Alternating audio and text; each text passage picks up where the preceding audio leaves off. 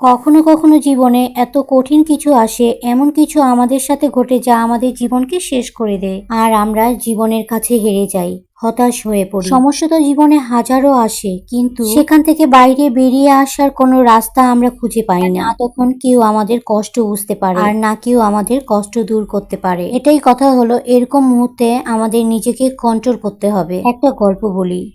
একবার একটি শহরে অনেক ধনী একটা লোক ছিল। সে অনেক বড় ব্যবসা করত, আর তার জীবনে সমস্ত রকমের সুখ ছিল। বিলাসিতা বলতে যা প্রয়োজন তার সবকিছুই তার ছিল। কিন্তু একদিন তার জীবনে এমন সময় আসে যে তার ব্যবসার অনেক বড় ক্ষতি হয়ে যায়। তার সমস্ত সম্পত্তি নিলাম হয়ে যায়। সে সারা জীবনে যা কিছু উপার্জন করেছিল সে সবকিছু কিছুদিনের মধ্যেই শেষ হয়ে যায়, আর রাতারাতি তার সবকিছু বদলে যায়। এমন অবস্থায় সে এতটাই ভেঙে পড়ে যে সে মনে মনে ভাবে, এই জীবনের থেকেই ভালো আমি এই জীবনটাকে শেষ করে দিব। আর এটা ভেবেই সে শহর থেকে সমুদ্রে চলে যায়, যেখানে গিয়ে সে তার নিজের জীবনটা শেষ করে দিবে। আর সমুদ্র সৈকতে গিয়ে তিনি যখন আস্তে আস্তে সমুদ্রের গভীরে চলে যাচ্ছিল, সেই সময় একটা লোক তাকে দেখছিল।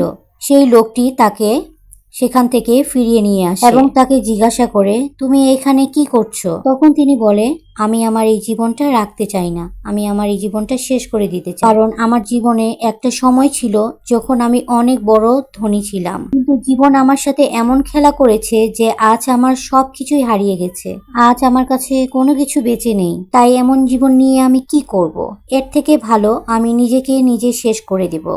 তখন ওই লোকটি তাকে বলে, তুমি তোমার সম্পত্তি হারিয়েছো, নিজেকে তো হারাওনি, তাই না? সম্পত্তি রোজগার করার ক্ষমতা, বুদ্ধি তোমার কাছে কালকেও ছিল, আজও আছে। সময়, পরিস্থিতি এগুলো বদলে যায়। কাল তোমার ভালো সময় ছিল, আজ খারাপ সময় চলছে, এই তো। বিশ্বাস রাখো, আগামীকাল আবার সেই ভালো সময় ফিরে আসবে। মনে রাখবে, আশা কঠিন সময়ে সব থেকে ভালো বন্ধু। আর তোমার ভিতরে বিশ্বাস থাকলে তুমি সব বাধা পার করতে পারবে। এই সময় তোমাকে ধ্বংস করার জন্য আসেনি, এটা তোমাকে আরো ভালো, আরো মজবুত করার জন্য এসেছে। এটা তোমার সাহস, বুদ্ধি ও ধৈর্যের পরীক্ষা নিতে এসেছে। তাই তুমি তোমার বিশ্বাসকে নষ্ট করে দিও না, পরে ফিরে যাও এবং পুনরায় শুরু করো। যা কিছু তোমার কাছে ছিল সেটা আবার অর্জন করো। ওই লোকটির কথা শুনে নতুন করে আবার আশার আলো জেগে ওঠে। সে ভাবে, সত্যি তো, অর্থই তো শেষ হয়েছে, আমি তো শেষ হয়ে যাইনি। আমার পরিচয় কি কেবল আমার সম্পদ? সম্পদ আমার কারণে ছিল, আমি সম্পদের কারণে নয়। আর আমি চাইলে